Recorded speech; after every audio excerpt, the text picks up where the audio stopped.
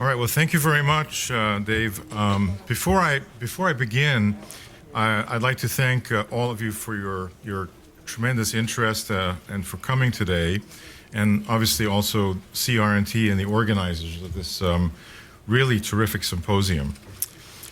And also, before I begin, I guess I should give special thanks to whoever it was, and I found out a little while ago, that organized the sequence of presentations today and gave me this opportunity to give the one right after lunch. So I hope the person takes this in good humor, but I want to show you this graph. So this is taken from a well-known published article. This is not fake, this is the real thing, of an original study that was done. And the multiple sleep latency test, which you see here, is the standard accepted test that's been used by investigators for many years to measure a person's, an individual's daytime sleepiness, level of daytime sleepiness. It really measures basically how quickly someone is able to fall asleep at any given time during the day. And so in this study, which was done with a large number of healthy volunteers, and you see the mean data with standard deviations, these individuals were wired with electrodes like EEGs and electrooculograms so that you could monitor eyeball movement and measurement. And they were asked to lie down in a quiet environment with the lights dimmed, just like we're going to have. And then try to fall asleep. And the time to falling asleep, and then the time to REM sleep, which is deep sleep, was then measured. Here we go. And the test would be ended at 20 minutes each time, whether or not the subject fell asleep. And then this on the same subjects, this was repeated every 2 hours during the course of a day. So what was the time of the day the group fell asleep most quickly? In other words, had the shortest sleep latency time, right here. This is where we are. Okay. 1:30 to 1:45. By the way, this is in minutes. This is sleep latency in minutes. 5 minutes before REM sleep, okay? So I just wanted to show you these data to reassure you all that as you start nodding off in the next few minutes, I won't be at all personally offended. Well, I'm supposed to talk about the common complications in the MPNs, and obviously the ones that are most studied and people are most concerned about, and there's best literature on, have to do with progression to myelofibrosis and transformation to acute leukemia. We know that in the various MPNs, as clinically diagnosed, transformation from one clinical phenotype to another occurs not infrequently in patients. And also we know that each of these diseases, to a greater or lesser extent, has leukemogenic potential. And can convert to acute leukemia. And again, this varies from disease to disease, from about 10 to 20% in primary myelofibrosis patients to 2 to 3% in Polycythemia Vera patients, and to considerably less than 1% in essential thrombocythemia patients. So these are topics that obviously have been discussed earlier this morning and will be again. I think less publicized and less studied, but at least as important to our patients with MPN are symptoms of disease and treatment and quality of life issues, which Dr. Mesa has led the way on, and he will be talking to you next. And I think you won't have to worry about your sleep latency times. But what I wanted to talk to you about is thrombotic, vascular, and bleeding complications, because these are really the most common causes of morbidity and mortality in the MPNs altogether. And in a very simplistic way, looking at the human circulation, I think you all know this, that we have the arterial circulation in red because the blood is oxygenated, emanating from the heart, and then supplying initially in large vessels and then smaller and smaller vessels as you go further and further out, all the tissues and organs of the body. And then the blood is returned after oxygen has been consumed in a deoxygenated state, and that's blue, in the venous system, which again converges in two large great vessels here, the inferior vena cava and the superior vena cava, which then drain into the right side of the heart. And so basically in the MPNs, clotting problems, thrombotic problems, and vascular occlusions can occur either in the arterial or venous side, and they can occur in large vessels or very, very small vessels, even in the microvasculature, and we'll talk about that. On the venous side, the most common in MPNs are deep vein thrombosis and pulmonary embolism, as they are in the general population without MPNs. For those of you who are not familiar with this, I want to show you something for 2 minutes. These two problems, DVT and pulmonary emboli, are really parts of the same disorder. It's venous thromboembolism. And essentially what happens, if I can make this go, here's my first challenge. Oh, there we go. All right. Is that basically, usually in the lower extremity, in a large vein in the leg, but sometimes in the upper extremity, blood can become increasingly hypercoagulable and can have stasis. There are these little valves in the veins that help propel blood towards the heart.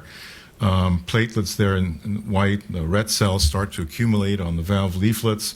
And eventually, because of certain forces, this clot, which forms in a DVT, will break off and start traveling up the vein into the larger veins, heading towards the heart, entering the inferior vena cava here, and then into the right side of the heart, and then get stuck in the lung circulation, and that's a pulmonary embolus. So basically, we view DVTs and pulmonary emboli is essentially the same disease, except that in pulmonary emboli, which is the dreaded complication, it is the breaking off of a DVT, which causes the potentially fatal problem. But they are quite common in the MPNs. Quite peculiar to the MPNs, I think, much less common, but really peculiar to the MPNs for reasons that we're not sure about, are various kinds of intra-abdominal venous thromboses, clotting problems. This is a way too complicated diagram here, which basically shows on both sides here. This is the liver, and basically the liver circulation is such that the veins in the liver end up being drained to the so-called hepatic vein. And veins moving to the liver end up in the portal vein, and thrombosis, or clotting of the hepatic vein or portal vein, or both, can actually occur, and they're peculiarly common in the MPNs. Portal vein thrombosis and hepatic vein thrombosis. This one is also known as the Budd-Chiari syndrome. They're actually so peculiar that distinctive that when patients first present with Budd-Chiari syndrome or present with portal vein thrombosis, not knowing anything about their other medical history and not having a previously diagnosed MPN, it turns out when physicians work these patients up for an underlying cause for portal vein thrombosis or hepatic vein thrombosis, that's something like well over 30%, a third to a half of them turn out to have an MPN, even though their blood counts initially may be normal. They'll have the genomic mutations and will actually evolve into an MPN. In addition to the intra-abdominal and DVT and PEs, of course we have a number of arterial, venous, and vascular complications, including in the large arterial tree, which basically would mean that there could be occlusions in the peripheral arteries, peripheral vascular disease, or in the circulation to the brain in the form of strokes, and also to the heart. And in the heart, in the coronary circulation, even the smaller branches of the large coronary arteries, as you see in these little red vessels here, that supply blood to the heart muscle itself, can become occluded and thrombose, creating a heart attack, just like as they would do with occlusion of a large coronary artery in patients with MPNs. This is a case, a very tragic case, that was actually published in the New England Journal of Medicine of a relatively young man who died of a massive heart attack. And this is the pathology. And it was a 45-year-old man who had no cardiovascular risk factors. He presented with an acute anterior heart attack, myocardial infarction, and cardiogenic shock. So it was a very advanced, sudden heart attack. And his blood counts were relatively okay. His white count was 8,500. His hematocrit was 45.4, but his platelet count was slightly elevated. It was 529,000. Most people tend to, internists, cardiologists tend to would dismiss this as just being part of the reactive process of having a major heart attack. So they would not consider this to be, unless they had a history of previous thrombocytosis, to be a disease in itself. And as you can see, the patient died. An autopsy was done. No atherosclerosis was found in the major arteries. Only these occlusive thrombi were seen in the small coronary arteries. Here's a small coronary artery. Here's another one. And as you can see, the inside, which should be empty, is filled with this dark pink material, which is hyaline, which basically is a big plug of platelets, essentially. And the patient turned out to have, in the peripheral blood, the JAK2 V617 mutation. So then we have problems in terms of vascular complications in the MPNs in the cerebrovascular system, which can be very challenging. Obviously, there are large arteries that supply the brain, the carotids, and then they get smaller and branch more and more as they begin to perfuse the brain tissue. And any of this complex network of arteries supplying the brain can be involved with occlusions, very often platelet-rich thrombi, causing usually stroke in patients with MPNs. And then if you look at the deep circulation of the brain with very small arteries, so-called arterioles, penetrating the brain, those too can be occluded in an almost diffuse way in patients with MPNs, and I'll mention this in a few minutes again, causing not so much the typical kinds of strokes that you might see in paralysis and things of that sort, but more subtle and more global types of central nervous system symptoms, perhaps even including cognitive dysfunction and even potentially dementias. So the cerebrovascular complications in the MPNs would be in the large vessels, strokes, and transient ischemic attacks, which are essentially strokes, but they last only for a short time and then they quickly resolve. Or they can be more difficult to diagnose, cognitive impairment, dementia, and these involve multiple infarctions of the lacunar blood vessels in the small arterioles in the brain, the small penetrating arterioles, and this leads to small subcortical and deep cerebral infarcts. We don't know the scope of this problem in the MPNs, but it certainly is known, and this is a case that was published. This is a Vera patient presenting with cognitive impairment, and it's this is not a subtle. This is a fairly clear imaging study. You can do it by CT or MRI, and what you see here are these symmetric white matter hyperintensities on both sides, as well as some lacunar infarcts in the parietal lobes. So that's the cerebrovascular story.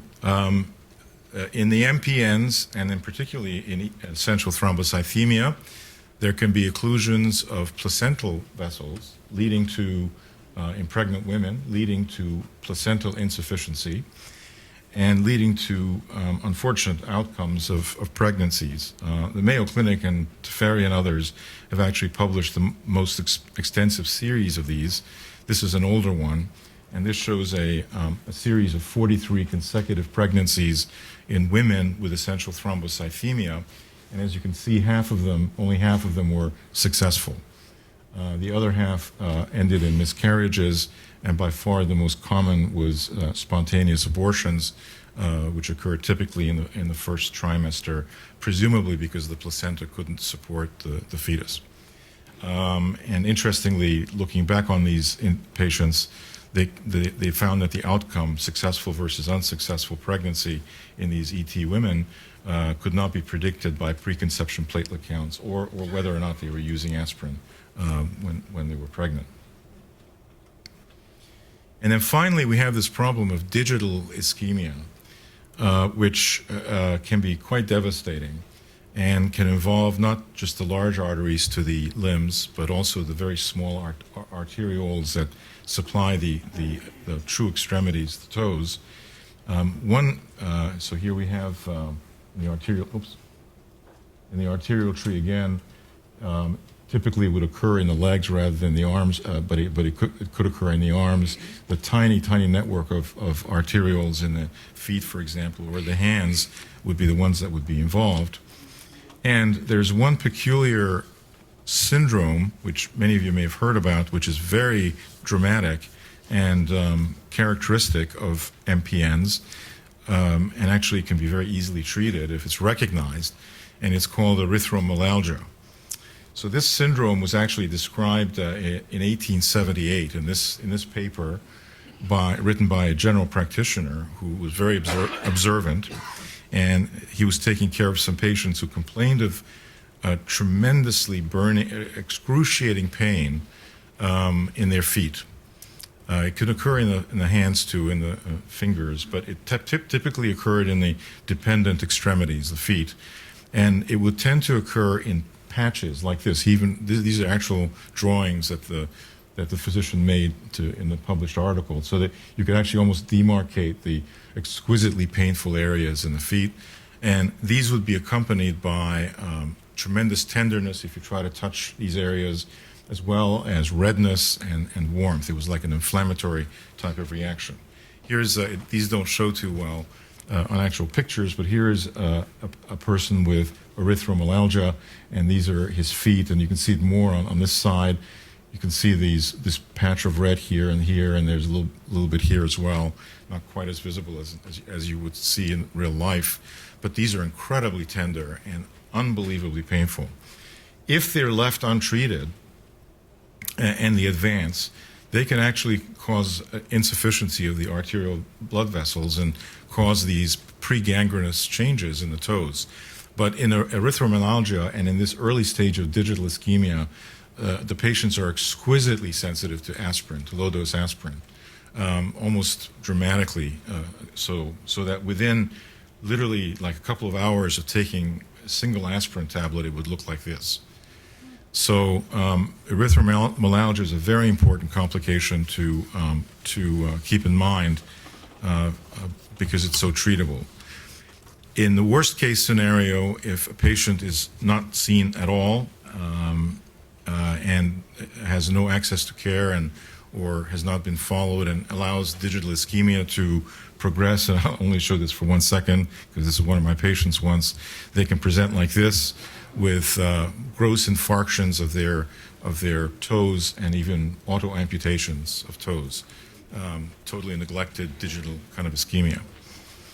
And if you were to do a biopsy of someone's extremity in a situation like this is what you would see. This is an arteriole, a small artery supplying a foot. And you see this is completely filled with the same kind of red material that I showed before in the coronary arteriole. There's also some inflammation around it. If you're a pathologist, you would note that. But this is the important part. And this is almost purely platelets. It's a platelet plug of the arterioles. And so the question is, how does this happen? What is the mechanism whereby thromboses and vascular occlusions like this, both in the large vessels and small vessels, occur in the MPNs? What is the exact mechanism? If you don't know the exact mechanism, we don't have a very specific way of treating it. So, we know that we now know from a lot of research that it's the abnormal function of platelets, perhaps more than the abnormal number of them in the MPNs, that causes them to create these pathologic occlusive thrombi, especially in the microcirculation. I and others have been working on this problem in the MPNs for decades. This is an antique article now, 1982. But we know that it's not just the platelets now. And so we know that and this makes sense because MPNs are hematopoietic stem cell disorders, and they affect all the lineages of the hematopoietic stem cell. So you can have abnormally activated platelets, you can have abnormally activated leukocytes, you can have abnormally activated red cells. And these are in the flowing blood. All blood flows through blood vessels that are lined on their inside surface by this monolayer of cells called endothelial cells, even through capillaries. So basically the only stationary or anchored cells that flowing blood cells ever see under normal circumstances are these endothelial cells. And we now have begun to recognize that these endothelial cells themselves may be abnormal in the MPNs, and that makes sense also because it turns out that in the most primitive stem cell that leads to the hematopoietic stem cell, the vascular endothelial stem cell also comes from the same root. So I think this is a much needed area of research which will require, I believe, an entirely new experimental approach or approaches to really fully understand the exact mechanisms whereby the abnormally functioning blood cells in MPNs patients interact with each other and interact with what is probably an abnormal vascular surface of endothelial cells.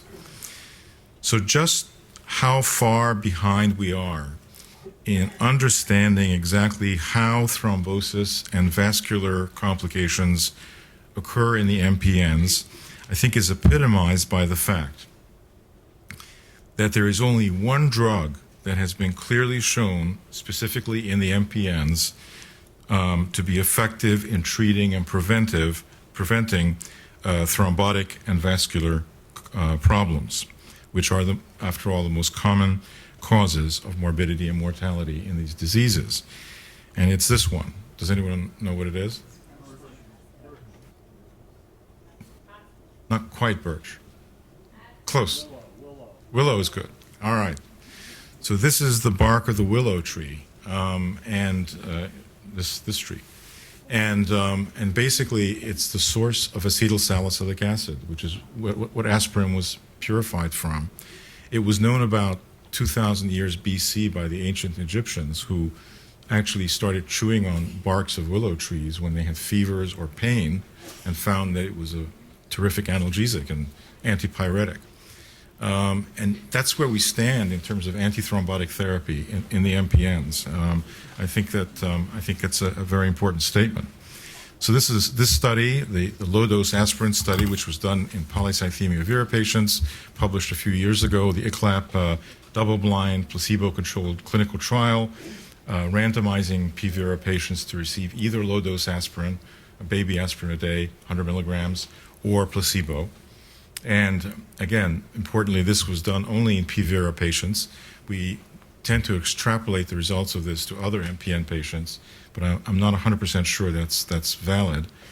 And for this study, after a follow-up of 3 years, there was a significant reduction in cardiovascular death, in non-fatal heart attacks, in non-fatal strokes, and in venous thromboembolism in the P. Vera patients that were taking the low-dose aspirin. Both arms of this study were also being treated for their P. Vera in the conventional ways. So the only variable was really the aspirin or no aspirin. So to attack the basic mechanisms of thrombosis in the MPNs, as I mentioned before, I think a fresh approach is needed. And I'll just take a minute or two to mention this because Dr. Silver is very much involved in this. It's in a really terrific collaboration with a biomedical engineering group at Cornell University in Ithaca, which is led by a biomedical engineer named Chris Schafer, who's not related to me. We have actually been working on this for a couple of years. We've been visualizing in real time the circulation of the cerebral cortex of the brain of mice. So we are actually studying thrombosis for the first time at the cell level in vivo, in live, and this is the model.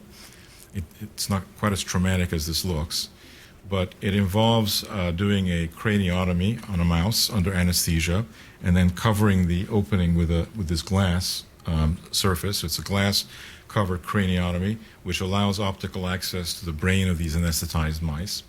And then infused into these mice are fluorescently labeled blood plasma and other products intravenously, and then we can image the vasculature using 2-photon excited fluorescence microscopy, and they can actually track specific arterioles and venules in the brain for long periods of time in the same mouse, for hours and even weeks, literally, in these mice. This is the 2-photon microscopy model of fluorescently labeled blood. It enables vascular imaging deep into the brain, including visualizing specific arterioles and venules, which can be sort of tagged. And so it wasn't a huge leap for us then to suggest that we should look at MPNs and take transgenic mice that had Vera. That had the JAK2 V617F mutation transplanted in. And that's what's been going on. And I'll just give you one quick, because there have been a couple of papers already published, but there's a lot of really exciting work going on now. I don't have the movies of these, which are more dramatic than these still pictures, but this is what we see in the brain. These are all the networks of arterioles and veins in the mouse's brain. All the red that you see is the red labeled plasma. The